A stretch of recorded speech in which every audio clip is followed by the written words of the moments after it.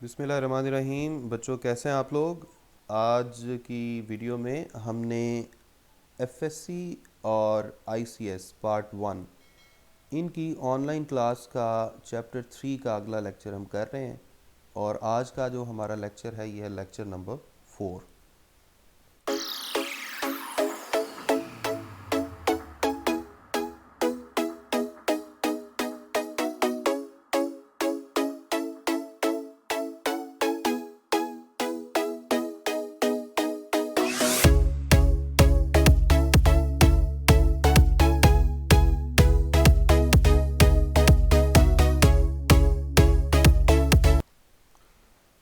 जी बच्चों वेलकम।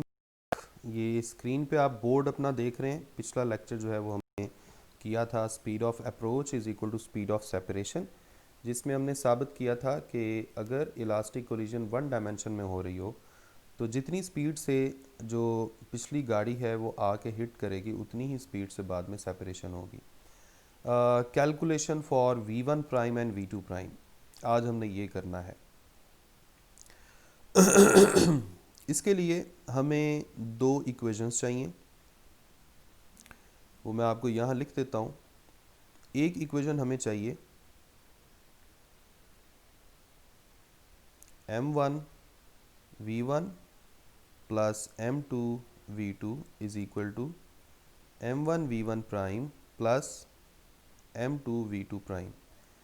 एक ये इक्वेशन चाहिए जी, और एक दूसरी इक्वेशन चाहिए जो हमने ऊपर ये लिखी हुई है, अगर आप गौर से देख सकें ये वाली v1 plus v1 prime is equal to v2 prime plus v2।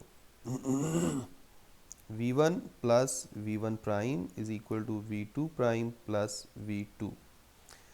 इन दो इक्वेशंस को यूज़ करके हम बड़ी आसानी से v1 प्राइम और v2 प्राइम के फॉर्मूले बना सकते हैं। यानी अब मैं v1 प्राइम का फॉर्मूला बनाऊंगा और दूसरी तरफ हम v2 प्राइम का फॉर्मूला बनाएंगे।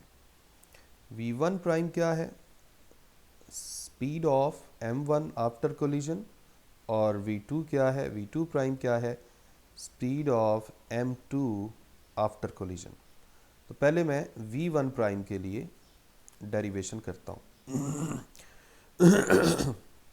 उसके लिए ऐसा करते हैं, ये जो सेकंड इक्वेशन है इससे पहले v2 प्राइम का फार्मूला बनाया, ये v2 जो है दूसरी तरफ चला जाएगा, v1 plus v1 prime minus v2, और इसको पुट कर दें। ऐसा करता हूँ मैं आज के टॉपिक के लिहाज से इसे इक्वेशन 1 और इसे इक्वेशन 2 कह देता हूँ। अब आप इसको पुट कर दें इक्वेशन नंबर 1 में। ठीक हो गया।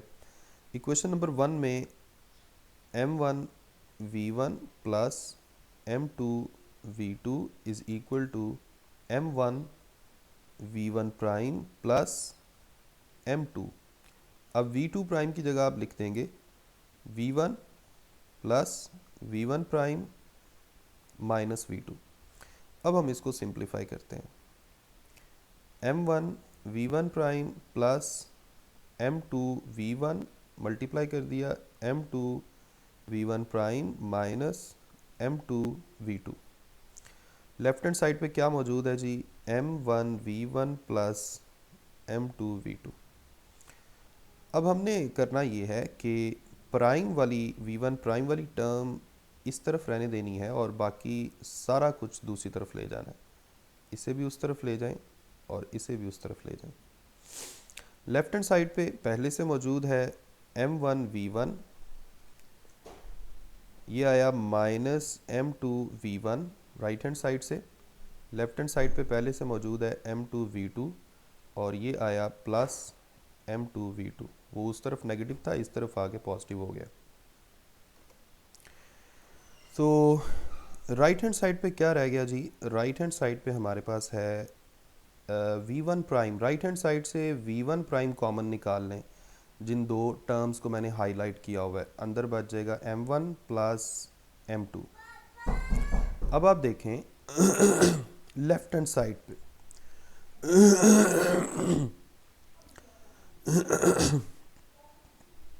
लेफ्ट हैंड साइड पे देखें, इन दो टर्म्स में से v1 कॉमन आ गया और ब्रैकेट में रह गया m1 माइनस m2, बाहर आ गया v1।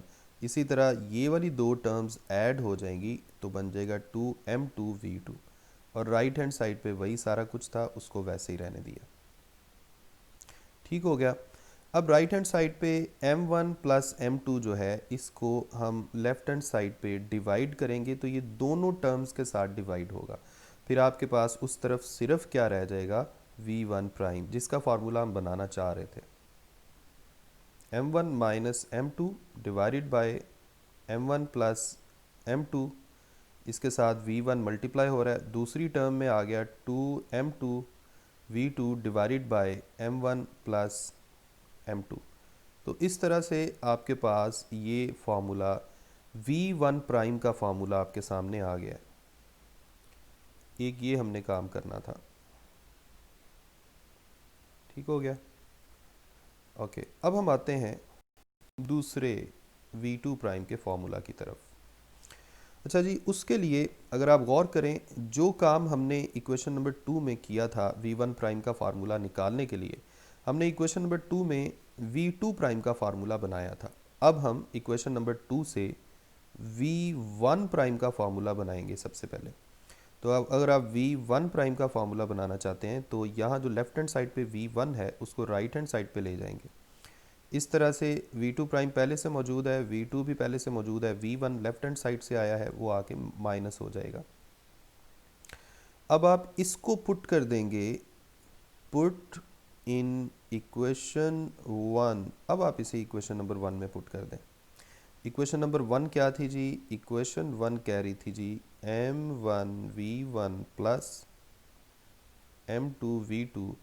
राइट हैंड साइड पे m1 v1 प्राइम की जगह ये आ जाएगा और बाकी सारा कुछ वैसा ही। v1 प्राइम की जगह आ जाएगा जी v2 prime plus v2 minus v1। अब हम इसको करते हैं बिल्कुल वैसे ही जैसे पहले किया है। इसको मल्टीप्लाई कर दें, m1 v2 prime plus m1 v2 minus m1 v1, बाकी सारा कुछ वैसे ही। लेफ्ट हैंड साइड पे m1 v1 plus m2 v2। ठीक हो गया। अब ऐसा करते हैं कि राइट हैंड साइड से v2 प्राइम के अलावा जो भी टर्म है, क्योंकि इसका तो हमने फार्मूला बनाना है ना, इसके अलावा जो भी टर्म है उनको लेफ्ट हैंड साइड पे ले आए। ठीक हो गया। तो ऐसा करते हैं, लेफ्ट हैंड साइड पे पहले से क्या लिखा हुआ है, m1 v1 plus m2 v2। वहाँ से क्या आया, जब आप इसे लेके आएंगे तो क्या होगा, ये आके माइनस हो जाएगा, minus m1 v1, sorry v2 है। और जब आप दूसरी टर्म को इसको लेके आएंगे तो ये आके प्लस हो जाएगा m1 v1। Right hand side से जो हाईलाइटेड टर्म्स हैं इनमें से v2 प्राइम को कॉमन निकाल लें, ब्रैकेट में आपके पास आ जाएगा m1 प्लस m2। अब आप देखें लेफ्ट हैंड साइड पर जो v1 वाली टर्म्स हैं वो हैं ये दो, इन दोनों को ऐड कर देंगे, ये बन जाएगा 2m1 v1। ये v2 वाली टर्म्स हैं, इनमें से v2 को अगर आप कॉमन निकाल लें तो ब्रैकेट में आ जाएगा m2 माइनस m1। ठीक है, राइट हैंड साइड पे वैसे ही सारा कुछ लिख दिया। अब आप पहले की तरह राइट हैंड साइड पे ये वाली जो टर्म है इसको डिवाइड करेंगे तो दोनों टर्म्स के साथ डिवाइड होगी, तो आपके पास वहाँ पर सिर्फ क्या बच जाएगा, v2 प्राइम। और राइट हैंड साइड पे आपके पास आ जाएगा 2m1 v1 divided by m1 plus m2 plus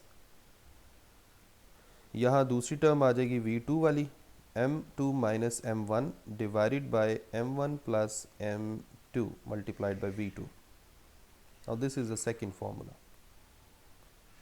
ये आपके पास सेकंड रिलेशन है जो हमने प्रूव करना था, जो इस वक्त आपके सामने है। ठीक है, तो ये दो रिलेशंस थे। अच्छा, इसके साथ आज के लेक्चर में हमने कुछ केसेस करने हैं। 4 केसेस हैं जो हमने करने हैं, और ये जो केसेस हैं ये एमसीक्यू में भी आ सकते हैं, और अलग अलग केस जो है वो शॉर्ट क्वेश्चन है। हर केस अपने तौर पे एक शॉर्ट क्वेश्चन है। जो मैंने इससे पहले डेरिवेशन करवाई है, ये डेरिवेशन टेक्स्ट बुक में तो नहीं हुई, लेकिन कई दफ़ा ये लॉन्ग क्वेश्चन में आ सकती है, तो इसलिए इसको भी आप देखेंगे। स्पेशल केसेस क्या हैं जी? स्पेशल केसेस में सबसे पहले केस 1 है। हर टोटल 4 केसेस हैं जो हमने करने हैं। हर केस की एक कंडीशन है और एक उसका रिज़ल्ट है। आपने ये कंडीशन और उसका कॉरस्पॉन्डिंग रिज़ल्ट भी याद रखना है, ठीक है? आपने इनको ज़ुबानी भी याद रखना है जी। तो केस 1 में हमने कंडीशन यूज़ करनी है उन दोनों इक्वेशंस में जो मैंने अभी अभी डिराइव की हैं। वो दोनों इक्वेशंस मैं यहाँ स्पेशल केसेस के सामने भी एक दफ़ा लिख देता हूँ।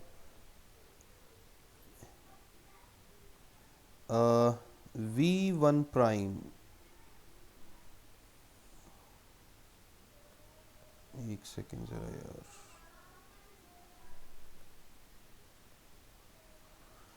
जी V1 प्राइम की इक्वेशन थी हमारे पास M1 minus M2 divided by M1 plus M2 multiplied by V1 plus 2M2 V2 divided by M1 plus M2। इसी तरह V2 की इक्वेशन थी हमारे पास, V2 प्राइम की, ये थी 2M1 V1 divided by M1 plus M2 plus M2 minus M1 divided by M1 plus M2 multiplied by V2। अच्छा, ये दोनों इक्वेशंस आपने याद भी रखनी है, ये बड़ा ज़रूरी है। उसकी वजह ये है कि इनसे रिलेटेड जो न्यूमेरिकल्स वगैरह होंगे वो आप तब भी ठीक से कर सकेंगे जब आप इन दोनों इक्वेशंस को याद रखेंगे। तो ये मैंने इनको हाईलाइट कर दिया ताकि अभी जब हम इनको यूज़ करें तो इजीली समझ आ जाए जी। फर्स्ट कंडीशन ये है कि दोनों मैसेज जो हैं वो एक जैसे हैं, ठीक है? दोनों मैसेज जो हैं वो एक जैसे हैं, यानी जो टकराने आ रहा है और जो जिसके साथ टकरा रहा है दोनों एक जैसे हैं। इसका मतलब है अगर दोनों मैसेज एक जैसे हैं तो हम दोनों की जगह m पुट कर सकते हैं। यानी सिंपली आपने क्या करना है, इन दोनों की जगह m पुट करना है, M1 की जगह भी m, ठीक है? ये हमने क्या किया, V1 प्राइम में पहले वैल्यू पुट की, तो दोनों की जगह m पुट करते गए, यहाँ भी m, तो ये वाला m इस m से कैंसिल हो जाएगा। फर्स्ट टर्म 0 हो गई, सेकंड टर्म में 2m डिवाइडेड बाय 2m, ये कैंसिल हो गया, आपके पास V2 बच गया। यानी V1 प्राइम किसके इक्वल आ गया, V2 के। यानी फर्स्ट मैस की फाइनल वेलोसिटी क्या हो गई, वो हो गई जो सेकंड मैस की इनिशियल थी। अब हम यही कंडीशन जो है वो यूज़ करेंगे इस सेकंड इक्वेशन में। यहाँ भी हमने M1 की जगह भी m पुट कर दिया, M1 की जगह M2 की जगह भी m, ये कैंसिल हो जाएंगे। जब ये कैंसिल होंगे सेकंड टर्म में 0 आ जाएगा, फर्स्ट टर्म में 2m divided by 2m cancel हो गया, तो सिंपली आपके पास V2 प्राइम V1 के इक्वल आ गया।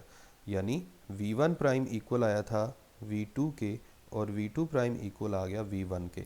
यानी फर्स्ट मैस सेकंड मैस की वेलोसिटी से चलना शुरू हो गया और सेकंड मैस फर्स्ट मैस की वेलोसिटी से चलना शुरू हो गया।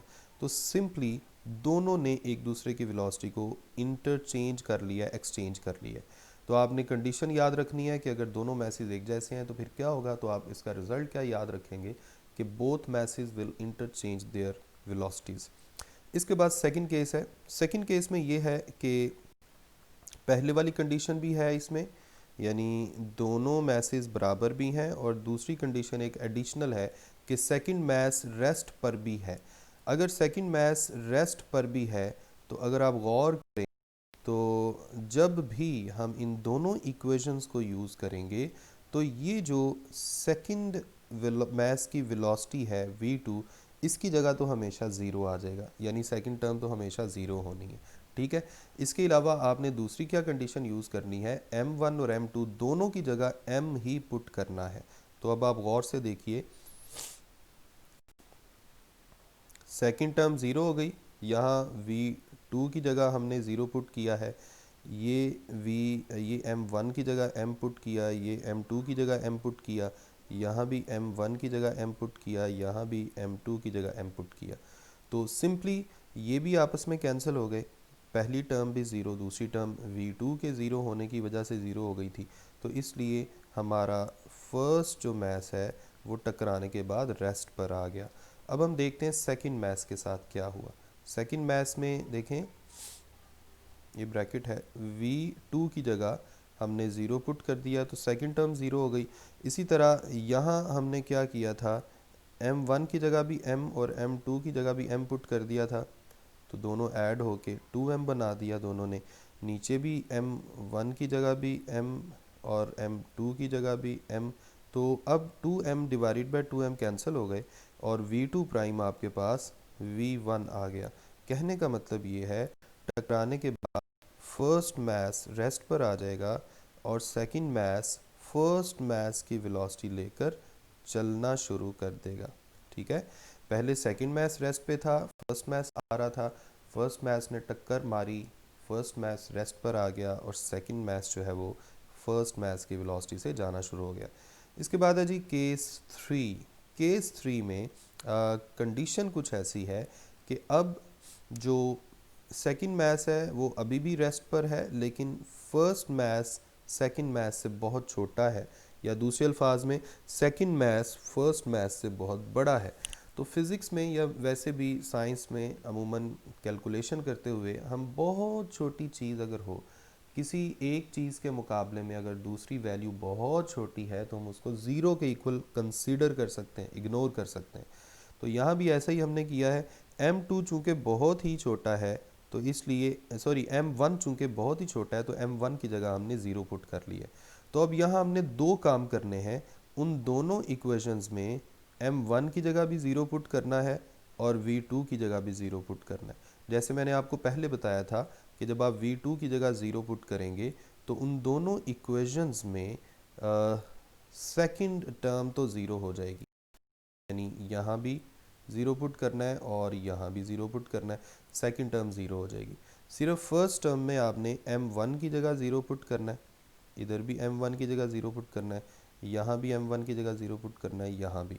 तो अब मैं आपको उधर के जाके दिखाता हूँ कि जब ऐसा करेंगे तो रिज़ल्ट कैसा निकलेगा। जी, ये है हमारा केस थ्री। यहाँ v1 प्राइम वाले फार्मूला में m1 की जगह भी ज़ीरो पुट कर दिया, m2 को वैसे ही रहने दिया, m1 की जगह ज़ीरो पुट कर लिया, ये उसने v2 की जगह ज़ीरो पुट किया हुआ है। सेकंड टर्म ज़ीरो हो गई, फर्स्ट टर्म में minus m2 divided by m2 cancel हो गया, तो ये माइनस साइन आ गया v1 के साथ, यानी फर्स्ट मैस जो लाइटर था वो जाके टकराया हैवियर बॉडी से। हैवियर बॉडी रेस्ट पे था लेकिन फर्स्ट मैस टकरा के अपनी ही वेलोसिटी से वापस आना शुरू हो गया। नेगेटिव साइन क्या शो कर रहा है कि वो अपनी ही वेलोसिटी से वापस आ गया। अब यही कंडीशन हमने सेकंड इक्वेशन में पुट की। देखें सेकंड इक्वेशन में v2 की जगह ज़ीरो पुट किया, साथ ही यहाँ आपने m1 की जगह ज़ीरो पुट किया। ठीक हो गया। सेकंड टर्म में हाँ, यहाँ क्या था, यहाँ था जी 2 के साथ m1, तो m1 की जगह ज़ीरो पुट किया, सारा कुछ ज़ीरो हो गया, सेकंड टर्म भी ज़ीरो हो गई v2 की जगह ज़ीरो पुट करने से। तो इस तरह से दोनों टर्म्स ज़ीरो, यानी v2 जो पहले जो सेकंड मैस पहले भी रेस्ट पे था और अब भी रेस्ट पे है, उसकी सेहत पे कोई फ़र्क नहीं पड़ा। So first mass will bounce back with the same velocity but second mass will remain at rest. ये इसका रिजल्ट हो गया। इसके बाद है जी केस फोर। केस फोर में भी सेकंड मैस रेस्ट पर ही है, लेकिन केस फोर में उल्टा हिसाब है। अब फर्स्ट मैस हैवियर हो गया और सेकंड मैस लाइटर हो गया, यानी अब m1 हैवियर है और m2 लाइटर है। अब चूंकि m1 लाइटर है, काफ़ी स्मॉलर है, तो हम m2 को ज़ीरो के इक्वल कंसिडर कर लेंगे। अब यहाँ हमने क्या करना है, उन दोनों फार्मूलों में m2 की जगह और v2 की जगह m2 की जगह और v2 की जगह ज़ीरो पुट करना है। ठीक हो गया। तो जब आप v1 प्राइम वाली इक्वेशन में m2 की जगह ज़ीरो पुट करेंगे और v2 की जगह भी 0 पुट करेंगे तो सेकंड टर्म तो 0 हो गई, फर्स्ट टर्म में m1 बच गया, ये कैंसिल होके v1 आ गया, यानी v1 प्राइम जो है वो v1 के बराबर है। यानी फर्स्ट मास जो हैवियर था वो उसी वेलोसिटी से जाता जाएगा जिस वेलोसिटी से वो पहले जा रहा था। अब हम सेकंड इक्वेशन में यही कंडीशन पुट करते हैं।